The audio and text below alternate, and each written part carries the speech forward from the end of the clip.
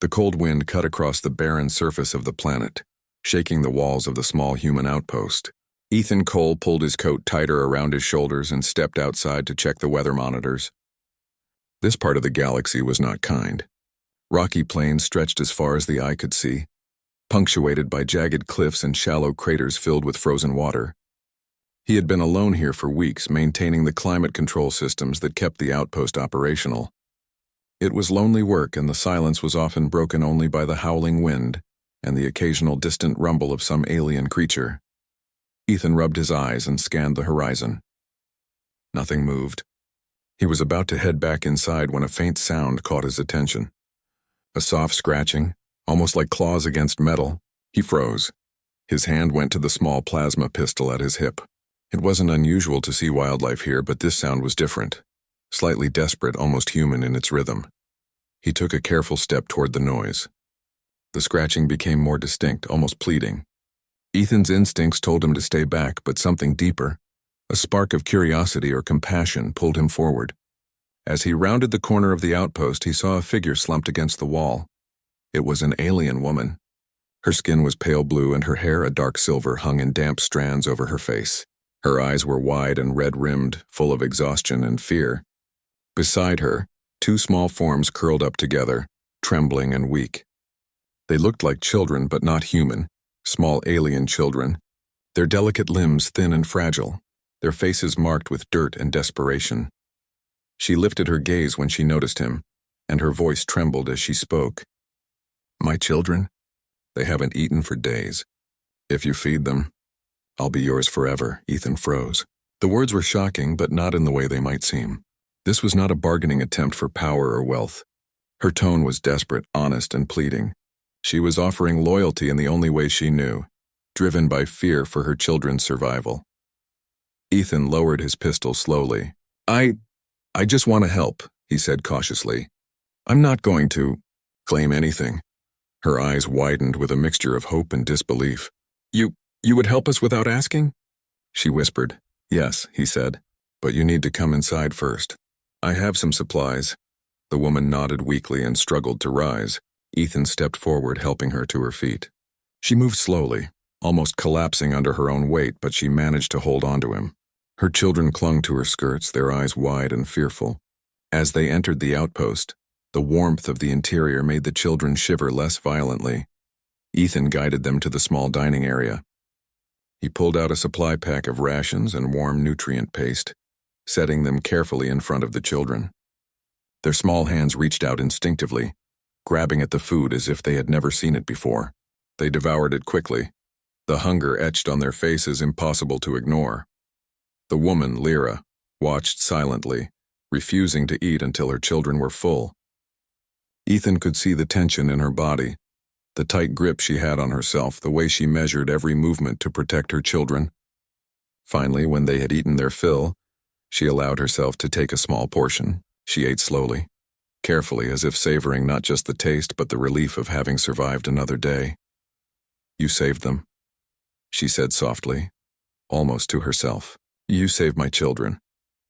Her voice carried gratitude, but also something more complex, an understanding that trust had been given, and it could not be broken.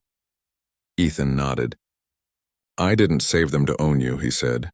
"I helped because they needed help. That's it." Her eyes searched his face, trying to understand. "In my world, no one helps without wanting something. You are strange." Ethan gave a small shrug.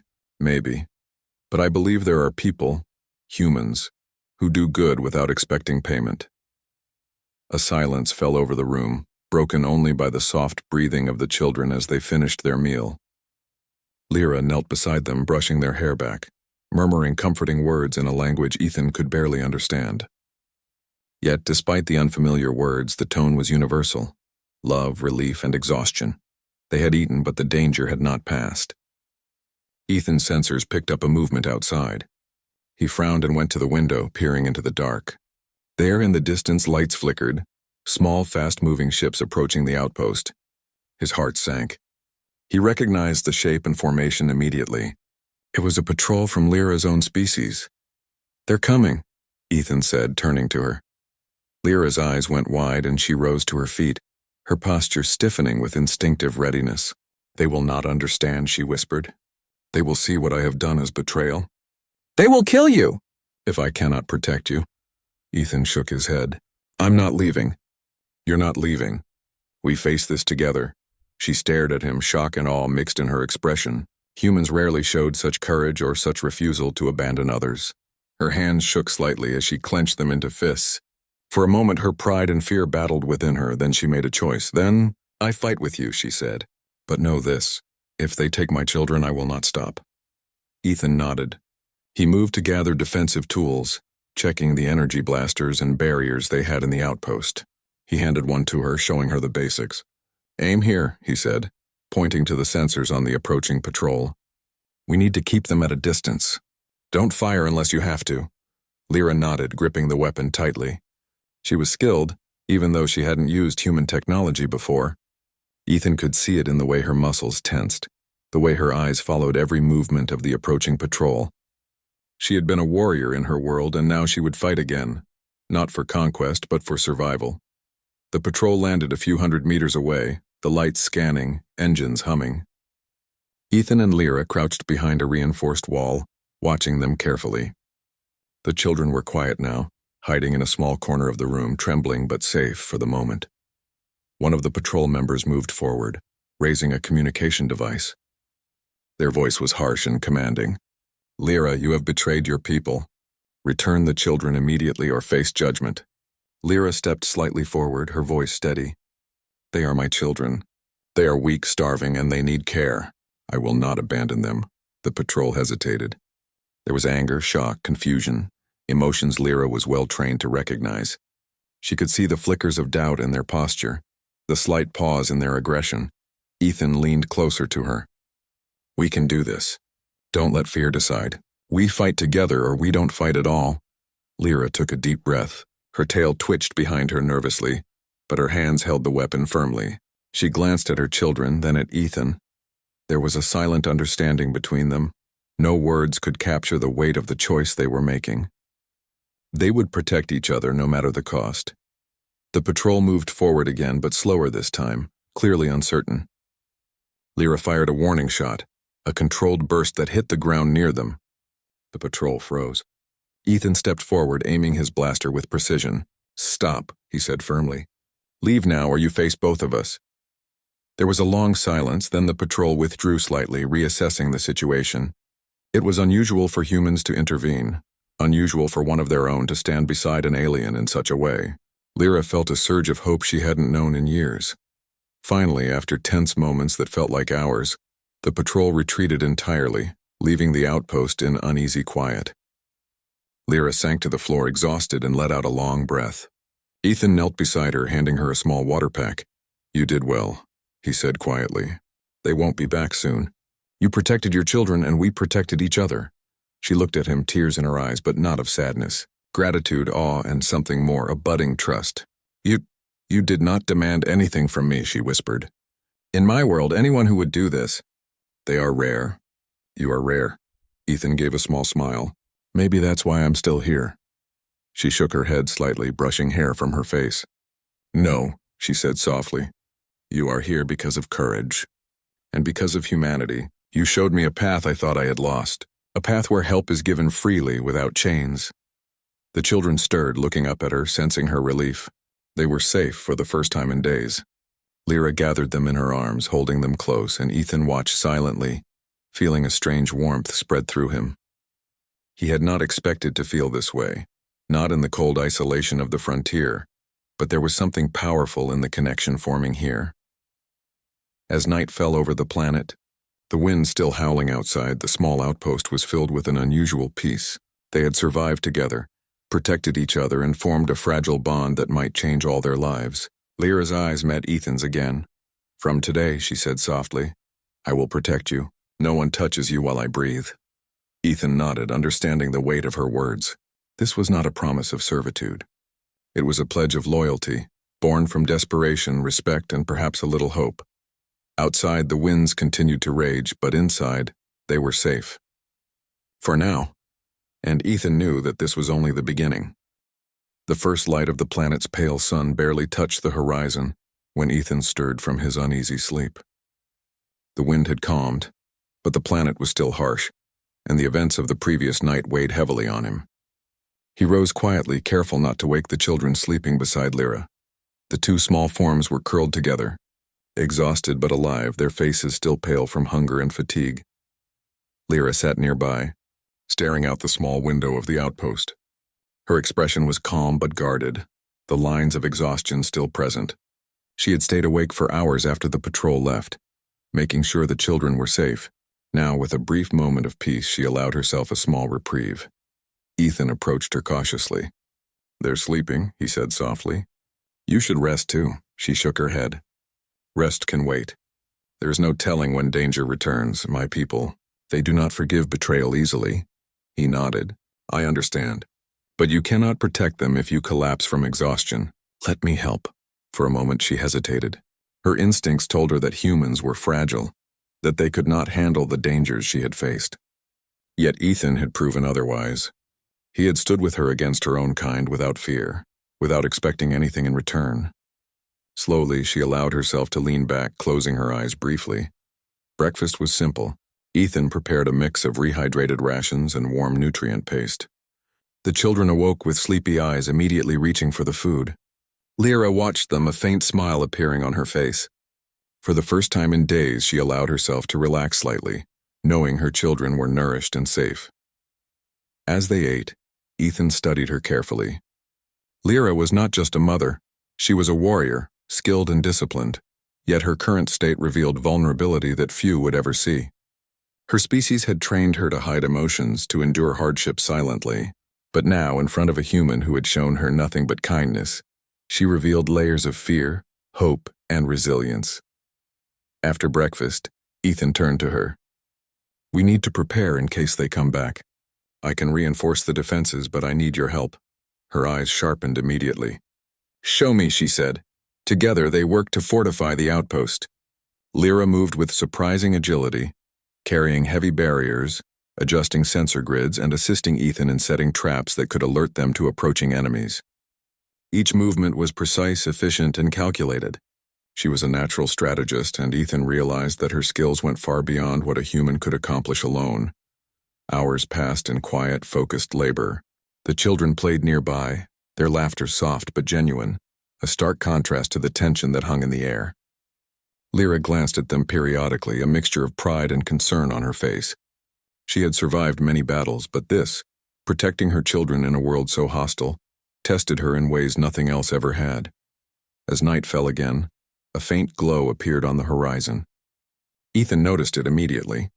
"They're back," he said calmly, though his heart pounded. Lyra's hands tightened on her weapon. "We will not run," she said firmly.